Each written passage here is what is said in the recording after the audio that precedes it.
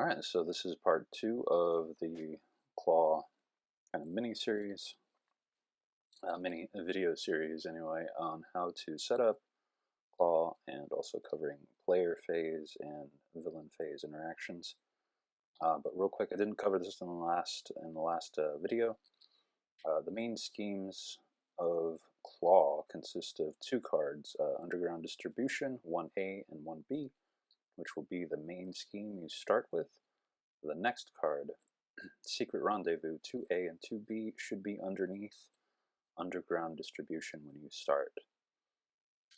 Once Underground Distribution meets or exceeds its threshold of whatever per player threat it is, I believe it's 6, you advance to the next main scheme, which is Secret Rendezvous 2A, resolve its when revealed ability, and flip it to the 2B side, and then continue playing. Alright, so player phase stuff for Klaw. One of the first things I wanted to say about this is that, because this has come up a lot recently in some live streams, can you call for actions on encounter cards? You can call for actions on encounter cards, whether they're attached to the villain or attached to another player, as long as you're in the correct form. The active player can ask for an action from another player to do that action on that encounter card. The reason it was the reason it was thought to not be possible is because the RRG doesn't tell you you can do that. Why would the rules tell you what you can and can't do? Anyway, I will try to put a link in the description to an interview. I believe it was the Side Scheme podcasts, in which Caleb says that you can do this and that it was neglected to be mentioned in the RRG. Next thing I want to cover will be the interaction with the Defense Network side scheme. So if I haven't mentioned already, and I probably haven't, this video is intended to help people who have come across some interactions that they're not sure about how to resolve, interactions that I've seen questioned frequently. So yeah, Defense Network, I'm going to cover the crisis symbol on it. So the Defense Network crisis symbol, or crisis symbol on any side scheme, is going to prevent you from removing threat from the main scheme while it's out. So while that side scheme is still in play, you cannot remove threat from the main scheme. So it has to be defeated first, after which you can remove threat from the main scheme. So some of the cards that are blocked by this, essentially, is going to be any card that removes threat. Any card that removes threat will not be able to do so from the main scheme. So let's look at Iron Man's helmet for an example. Iron Man's helmet reads Hero Action, Thwart, Exhaust Mark V helmet, remove one threat from a scheme, from each scheme instead if you have the aerial trait. So if you do have the aerial trait, the helmet cannot bypass the crisis symbol on the Defense Network scheme or any other scheme with the crisis symbol, and that's because the threat removal is all simultaneous. So if you had like 5 side schemes all with one threat on them, including the Defense Network, you would remove one threat from every scheme simultaneously, including the one with the crisis symbol, but you could not, because it happened simultaneously, you could not remove the one threat from the main scheme. The only exception is going to be Crisis Interdiction. Like the name implies, this card can and does bypass the crisis symbol if and only if Captain Marvel is aerial and the side scheme with a symbol has 2 remaining threat. The first sentence would resolve, defeating the side scheme, allowing you to resolve the second sentence on the main scheme. assuming no other crisis symbol is in play, of course. So we'll read crisis interdiction. Crisis interdiction reads, hero action, thwart, remove 2 threat from a side scheme. Then, if you have the aerial trait, remove 2 threat from a different scheme. So the unfortunate thing here with this card is that the first sentence of removing 2 threat from a scheme has to actually fully resolve, so you do have to have at least 2 threat on that crisis symbol side scheme. Remove it, and once that fully resolves, then you could hit the main scheme afterwards. So that's very conditional. Make sure you work that out when you play that card, otherwise you don't get the extra threat removal. Up next, She-Hulk, or Jennifer Walters' I Object ability gets around the crisis symbol because it doesn't actually remove threat. It allows you to bypass the symbol because it prevents threat. So you could deny or prevent 1 threat from being placed on the main scheme, which yeah, doesn't get blocked by the crisis symbol. Another card that does this, that prevents instead of removes, is Great Responsibility. You have to be in hero form to play it. But yeah, it's another card that can prevent threat placement. And won't be blocked by the crisis symbol. Again, you must be in hero mode, and the villain will have to either place threat or draw an advance treachery and start scheming.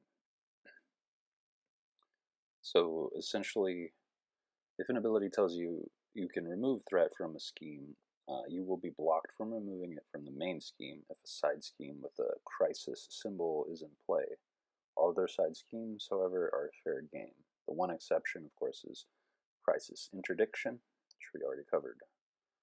Next, we will go over some tough interactions, so interactions with the tough status card. Tough status card. The next time this character would take any amount of damage, discard this status card instead. That's how it works. You can only ever have 1 on a character. And the first card I want to cover is Iron Fist, one of the newly released cards in the EU anyway, not in the US. But I'd cover it here just so, just to get it out of the way, and it does interact with tough in an interesting way. So Iron Fist, his response should actually be an interrupt. We don't have an official errata for him yet, but since we got the followed errata, which switched that card to an interrupt, it's very likely that Iron Fist is also an interrupt. So I believe the way you would resolve this on a tough enemy would be 1, declare the attack and target. 2, exhaust Iron Fist. 3, if you choose to, remove 1 mystic counter from him, then stun and deal 1 damage to that enemy. Then 4, then deal Iron Fist's attack value, ATK value. This effectively removes a tough card before his base attack, ATK, goes through, and it's kind of acting somewhat as somewhat like the latest keyword, piercing. The next interaction is going to be Klaw with a tough status card and the solid sound body attachment. What happens after you attack Klaw while he is tough and has the solid sound body attachment?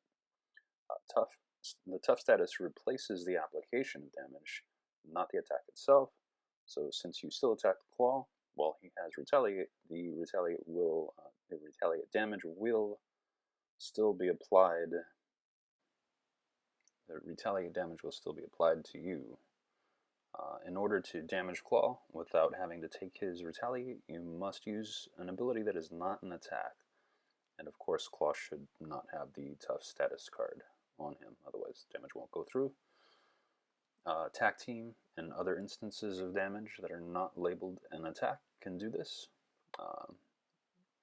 You should know if something is labeled an attack because it will have the attack trait and either a attack tag, the parenthetic attack tag, inside the trigger, or the ability will refer to itself as an attack, as with Black Widow's Dance of Death or Hulk's Hulk Smash. Next, we'll cover guard interactions. Basically, this is just a list of cards that are attacks, which can still deal damage to the villain with the guard meaning out, and cards that are not attacks, which accomplish the same thing. So attack cards shown here that can get by guard are going to be Melee, Dance of Death, Relentless Assault, Hammer Throw, Hulk Smash. If you pay for it with a physical, means the overkill, which uh, is how you get through the guard. Non-attack cards, shoot here, that can get by guard. So these are cards that are non-attacks can get by guard. Ground Stomp, the Hulk allies' forced response, Preemptive Strike, Energy Barrier, Nick Fury's forced response, Lightning Strike, Attack Team, and Squirrel Girl. Kind of cheated with Energy Barrier because it's usually triggered in the villain phase. Quick note on Melee. So we had a rules response on Melee, which stated that if you use it and resolve the first sentence, deal I think it's 3 damage to an enemy, and that enemy happens to be a guard. They're out of play, so guard no longer is relevant. So you can deal that second instance of damage to the villain afterward. However, we did get a recent response that says that you maybe can't do that anymore. Not sure if that was an error in the response, or if that's or if that's a new way they want this card to work. So take the Melee with a grain of salt. It might change soon, but otherwise it had been known to work that way officially. Let's see, Dance of Death. Dance of Death. If you are stunned as Black Widow, you can remove the stun by just completing the first attack, which will not happen. That gets replaced, and then you could do the other 2 attacks. And you could also do all 3 of those attacks against one enemy. It does not designate that it has to be another enemy or a different enemy, like Melee does. I think that's everything I wanted to cover. I will try and do a villain phase for part 3, since I didn't have time to do it here. So thanks for watching the video. Hopefully it's been helpful. Let me know if I got anything wrong, or if you have any questions, just drop them in the comments, which should be on.